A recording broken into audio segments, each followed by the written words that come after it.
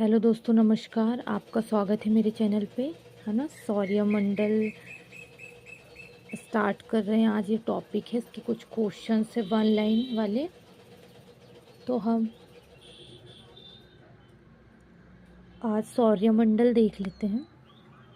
आइए देखते हैं किस टाइप के क्वेश्चन है ना। क्या कर सकते हैं हम, क्या पढ़ना है, वो सब देखें। सौर्य प्रणाली की खोजकर्ता कौन है? अब देखो, सौरमंडल बना तो ऑफकोर्स सौर्य प्रणाली होगी, तो उसके खोजीकर्ता कौन निकले? कॉपरनिकस। कौन निकले? कॉपरनिकस जो है वो सौर्य प्रणाली के खोज करता है। सौर्यमंडल में ग्रहों की कुल संख्या कितनी है? तो सौर्यमंडल में ग्रहों की कुल संख्या है 8। कितनी है? 8। ग्रहों के गति के नियम के प्रतिपादक कौन है? तो जो ग्रहों की गति है उनके नियम के प्रतिपादक है केपलर। कौन है? केपलर, है ना।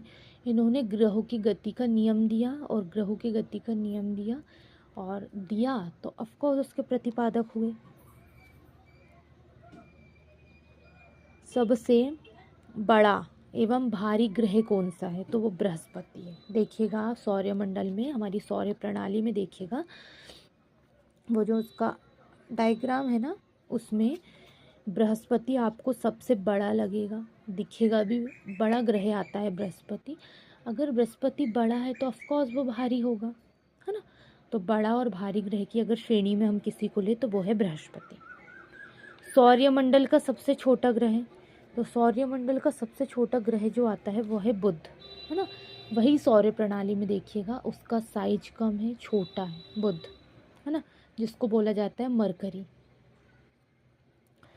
सूर्य से सबसे निकट स्थित ग्रह, तो सूर्य से सबसे निकट स्थित ग्रह कौन सा है? तो वो है बुध। क्या है? बुध। सूर्य से सबसे निकट स्थित ग्रह जो है वो है बुध। तो याद रखिएगा, बुध सूर्य से सबसे निकट है, क्योंकि सौर प्रणाली में सूर्य, बुध, शुक्र, पृथ्वी, मंगल ऐसे स्टार्ट होते हैं ना। तो सूर्य से सबसे निकट बुध आएगा, है ना। सूर्य और पृथ्वी से सबसे दूर स्थित ग्रह कौन सा है? तो वो आएगा वरुण। क्या आएगा? वरुण। तो सूर्य और पृथ्वी से सबसे दूर स्थित ग्रह क्या आएगा? वरुण।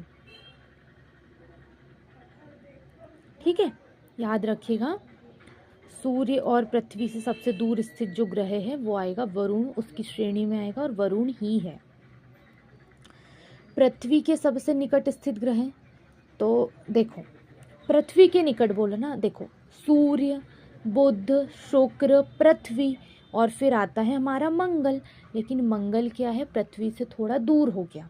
और जो बुध है ना, बुध जो, फिर उसके बाद शुक्र आता है और फिर आती है हमारी पृथ्वी। तो शुक्र क्या है?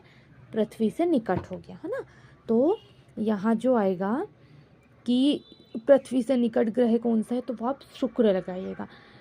पृथ्वी और पृथ्वी जो है वो बीच में है शुक्र के और मंगल के, है ना। लेकिन मंगल थोड़ा सा डिस्टेंस में दूर हो जाता है, शुक्र पृथ्वी के पास पड़ता है, इसीलिए शुक्र आएगा। पृथ्वी की त्रिज्या मापने वाला कौन है? इरेटोस्थनीज जो है वो पृथ्वी की त्रिज्या मापने वाला है।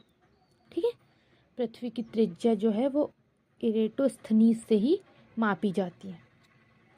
पृथ्वी के पड़ोसी ग्रह कौन से हैं?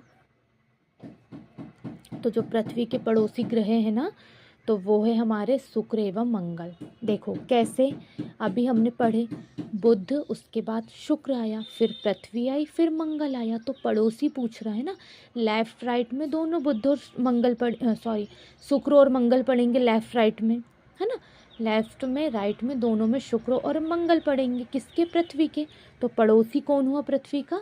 शुक्र और मंगल। पृथ्वी का उपग्रह कौन है? तो उस पृथ्वी का सिर्फ एकमात्र उपग्रह है जिसका नाम है चंद्रमा। इसको जीवाश्म ग्रह भी बोलते हैं, है ना।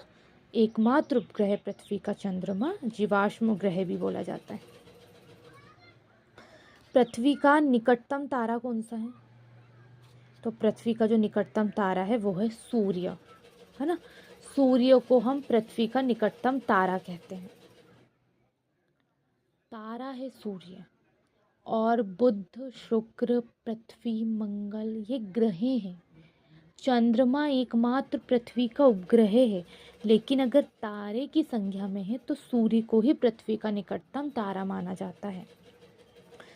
सूर्य का निकटतम तारा कौन सा है? अब सूर्य का निकटतम तारा, ये तो पृथ्वी का हो गया सूर्य, लेकिन सूर्य का निकटतम तारा प्रैक्सिमा सेंचुरी। प्रैक्सिमा सेंचुरी जो है वह है सूर्य का निकटतम तारा। किसका?